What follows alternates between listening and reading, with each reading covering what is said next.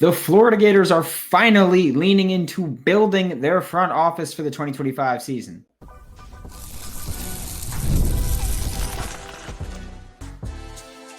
You are Locked On Gators, your daily podcast on the Florida Gators. Part of the Locked On Podcast Network, your team every day.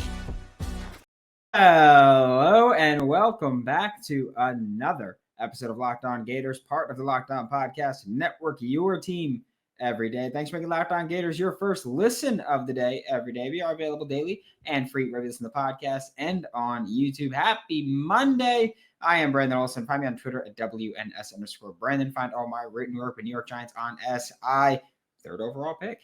Today's episode of Locked On Gators is brought to you by Game Time. Download the Game Time app, create an account, use code Locked On College for $20 off your first purchase.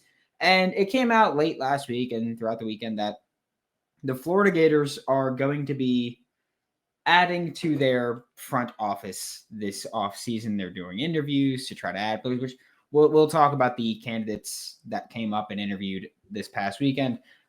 If you've been a listener to this show since I started in April 2021, then you would know a couple things. One, I got my start in media covering the NFL draft, and I think that's relevant to say this part. Two, college football is becoming more like the NFL. College sports in general are becoming more like the pros, right?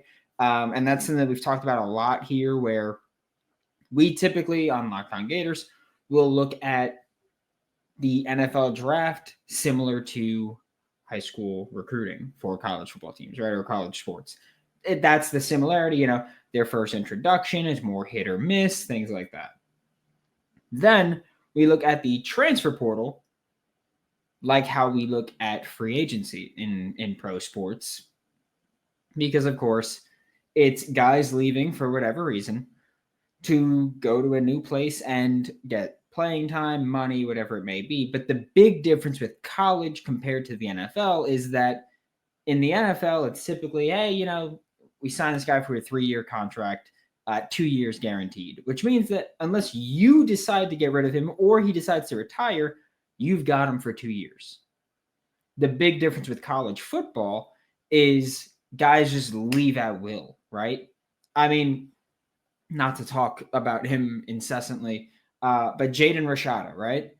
Jaden Rashada committed to Miami, flipped to Florida, signed with Florida, left Florida, got released from his letter of intent with Florida, went to Arizona State, then transferred to Georgia, and yesterday announced again that he was entering the transfer portal once again.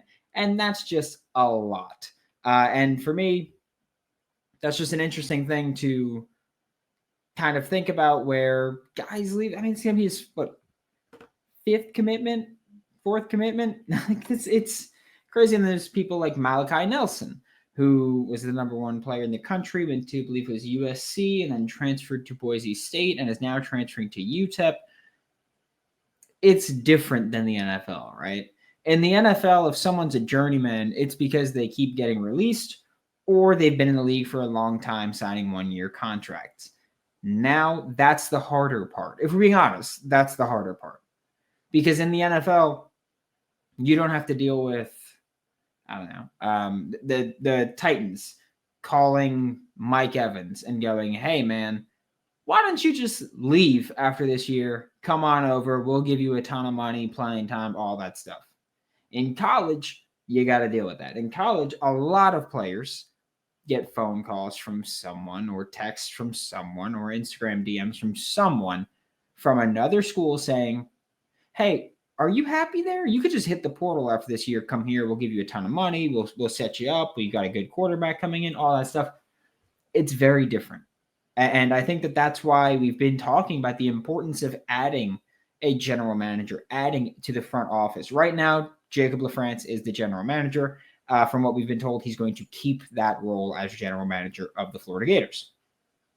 But they are going to be adding new front office roles because, again, you've really got to start treating college football like the NFL. You may not like it, doesn't matter. It's the realistic.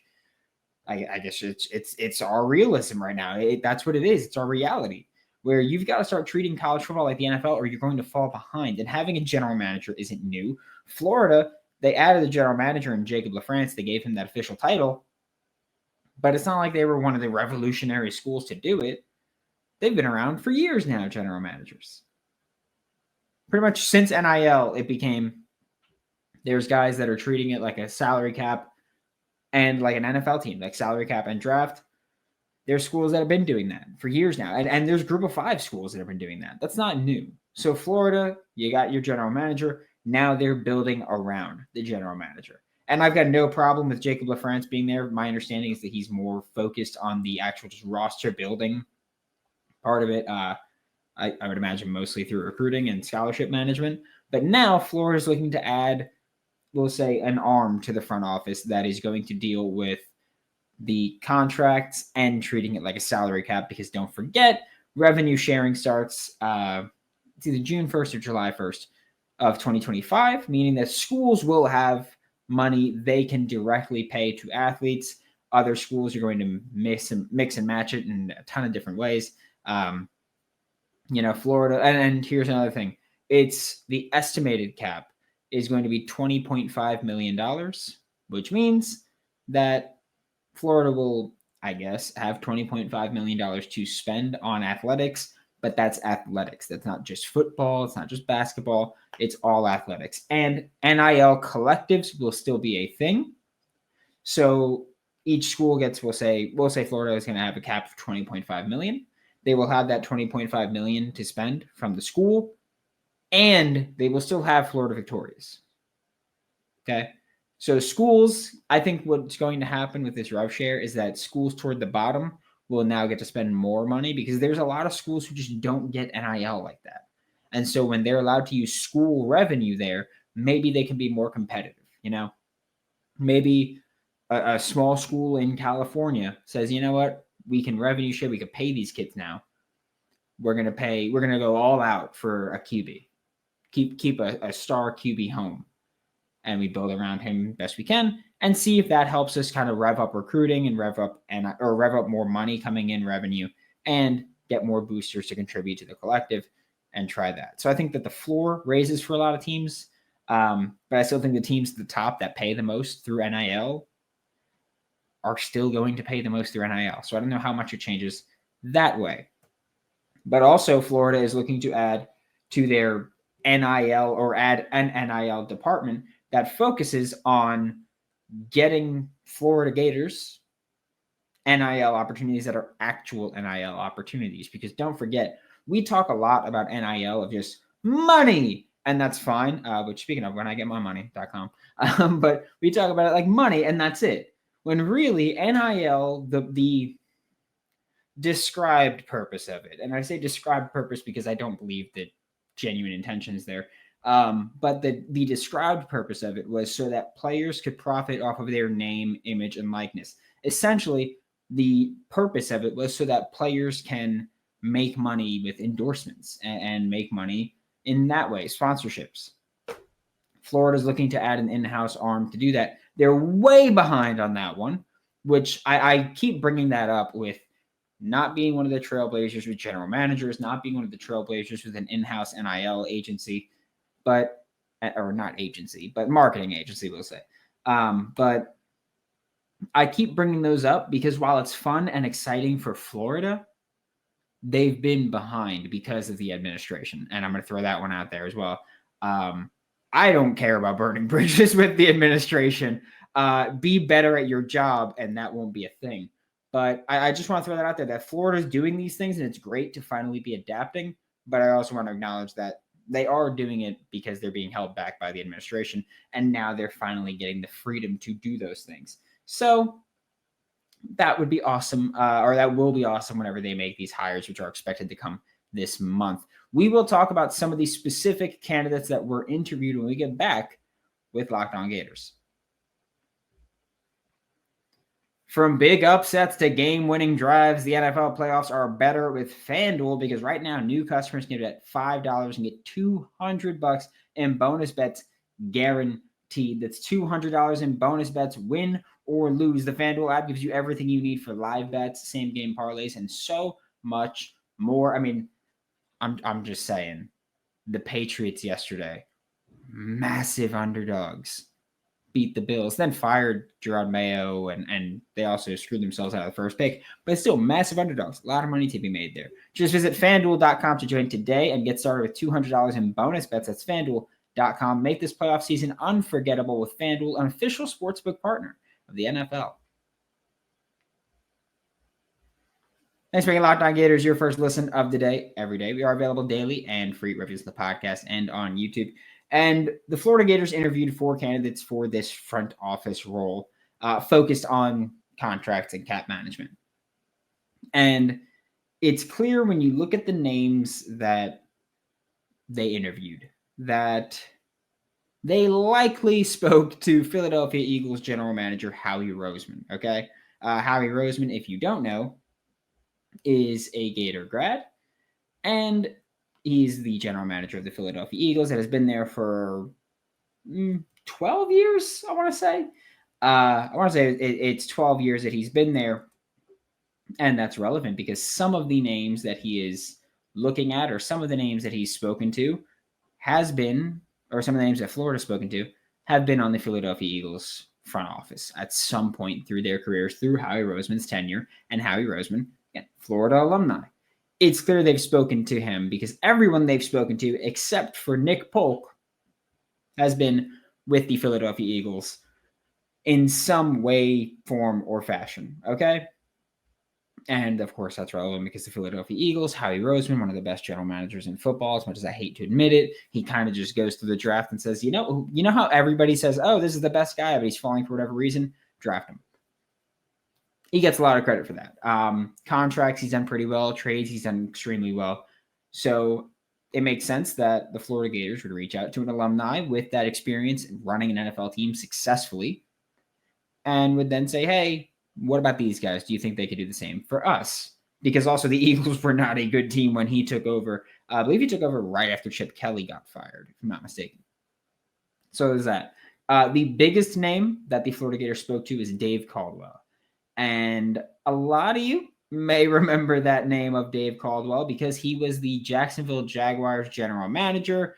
And I don't know how to put this without coming off like a jerk. And I don't think many of you care about me coming off like a joke for Dave Caldwell because, well, it wasn't awesome, right? They had a few pretty good years under him. They had that one season where they made the AFC Championship, if I'm not mistaken, beat the Steelers and I think the Bills in the playoffs. Regardless, he was the general manager for the Jacksonville Jaguars from 2013 to 2020. Then, when that whole staff got canned, he went to the Philadelphia Eagles and was a personnel executive for them. And I'm not super stoked about this one. I wouldn't be furious like I think a lot of Jaguars fans would be, because again, not a Jaguars fan here, but I wouldn't be as furious as I think a lot of Jaguars fans would be, just because I think one of Dave Caldwell's biggest flaws was his drafting. I don't think he did a great job at that. And that wouldn't be his area here. Like that wouldn't be what he's focused on. That wouldn't be what he's looking at here. He would be more focused on managing the cap, which, yes, he would be talking to recruits, but that wouldn't be his priority, right? He'd be managing the cap, managing contracts there. The issue that does kind of concern me, is he signed a couple of really bad contracts, and that does concern me, because that's what he would be doing. I would, and like I said, you'd really be banking on him learning from Howie Roseman and developing in that way. But he did sign a few really bad contracts. Most notably, he signed Nick Foles to a 4-year, $88 million contract with $50 million guaranteed. A lot of money for Nick Foles, right? It's an especially bad contract when you realize after the first season, they traded Nick Foles away and basically ate $20 million in dead cap. Not awesome contract management there. Again, that was what? Oh my God, that was almost a decade ago at this point. I think it was 2018 that he did that. So been a long time. And again, he's been with the Eagles for 3 years now. I think 4 seasons, but 3 years. As in he joined there. And you really hope that he learned from Howie Roseman. That's why I wouldn't be stoked about it. I wouldn't be as mad, but I wouldn't be stoked about it. A name that I am kind of excited for, and I think from this list of 4 that they interviewed, Nick Polk would be my favorite. He was the Falcons director of football operations, which I know some of you are Falcons fans. I'm sorry for that, but he was the Falcons director of football operations for I think 15 years. And spent most of that time, he was with the Falcons for 15 years, spent the final 5, I think it was, as the director of football operations. And for a large part of his tenure, he was a key part in managing their salary cap.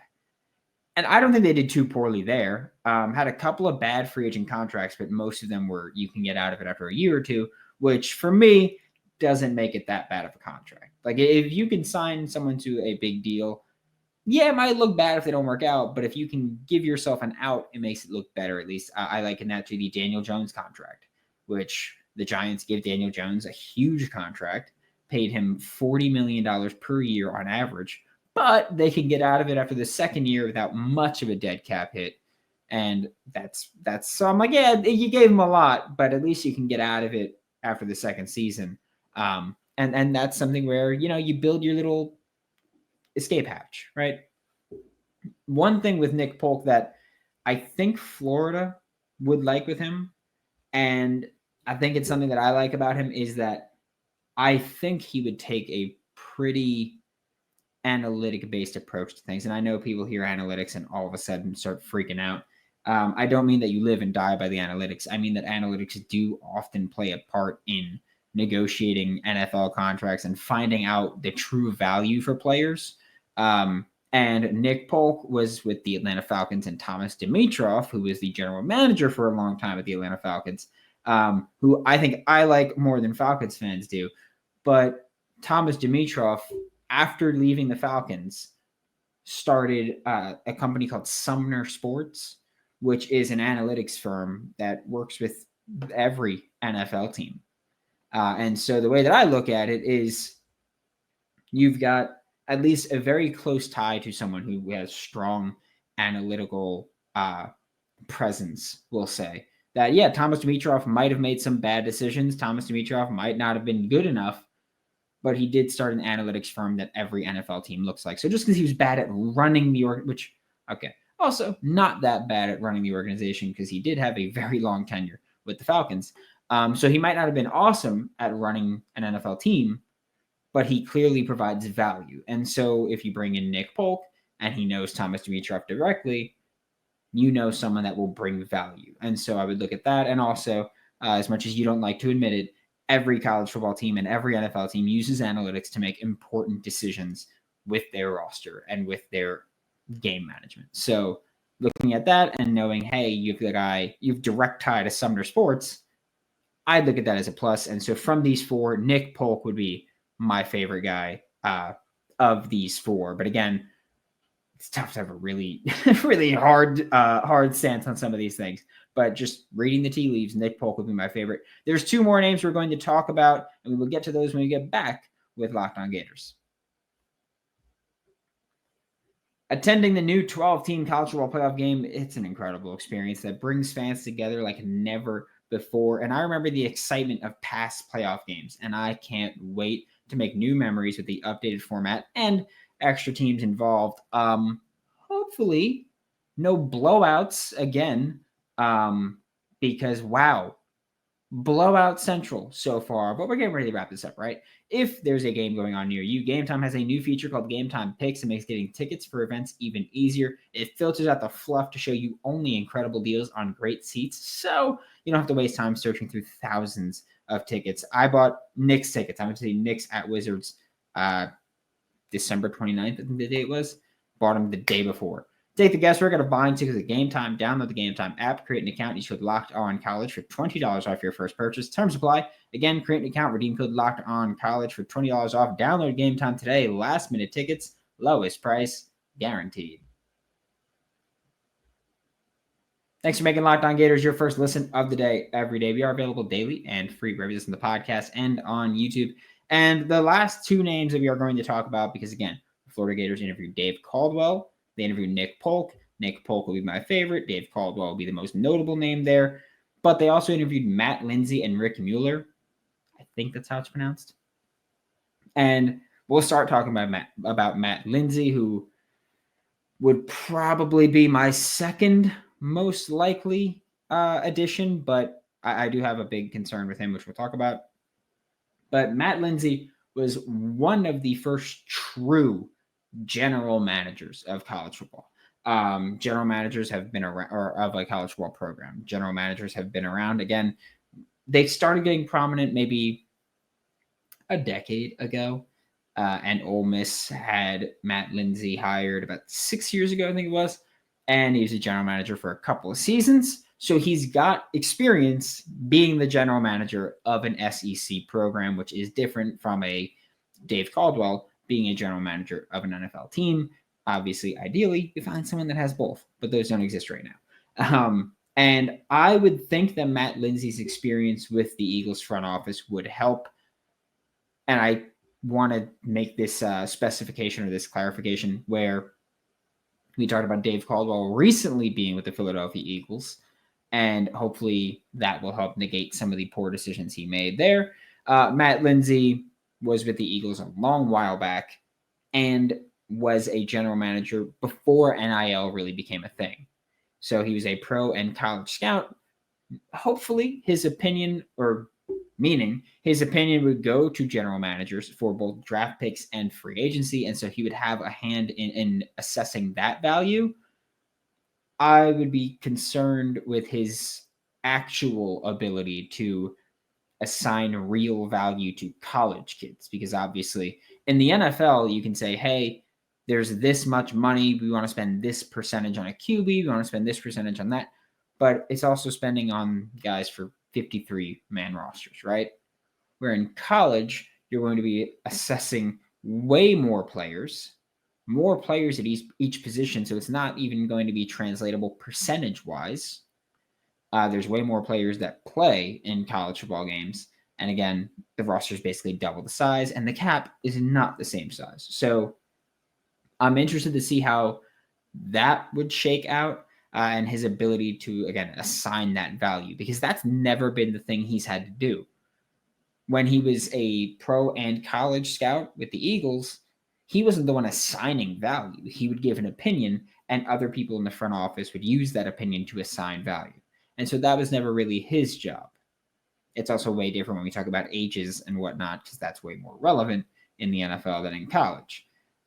Also, when Matt Lindsay was a general manager at Ole Miss, I'm sure that they're paying kids. I'm sure every program was paying kids. That's not an Ole Miss specific thing. But he's never had to deal with NIL in the way that it presently is. And so that would be an interesting new task for him. So even though I've got those concerns, I still think he would be my favorite of the bunch that's available. Because again, Matt Lindsay, yes, he has some experience specifically running an SEC team, but not during NIL. That wasn't really a thing that he had to deal with. And so we'll see that. Because, he left the year NIL became a thing. And he went to go sign with Athletes First, a sports agency. And so that was his job there, to help deal with recruits and building relationships there. So he went to a sports agency and left the actual player personnel realm. And he's been with Athletes First since then, which Athletes First does represent NFL and college football players. If I'm not mistaken, represented Jonte Cook as well. I think Jonte Cook said he was with David Mulligetta. So there's that. Then the other candidate that they interviewed is Rick Mueller. I don't know how it's pronounced. But he was the Coastal Carolina Executive Director of Player Personnel, which is a lot, from 2018 to 2020, which Executive Director of Player Personnel was just a name that teams used to say general manager. That's all it was. It was just a different way to say general manager. That's it. And so he has that experience, granted at the group of 5 level and not the power 4 level like Matt Lindsay, specifically the SEC. But that also means that Rick Mueller was out completely before NIL became a thing. Again, Matt Lindsay was there for 5 months when NIL was a thing. Rick Mueller, 0. And so Rick Mueller is gone completely, so he's never had to deal with the NIL and contract management like that. So that's where we look at it and we say, okay, I think Rick Mueller might be my least favorite of the names, just because when I break down the 4 that we've looked at, it's Nick Polk at the top for me.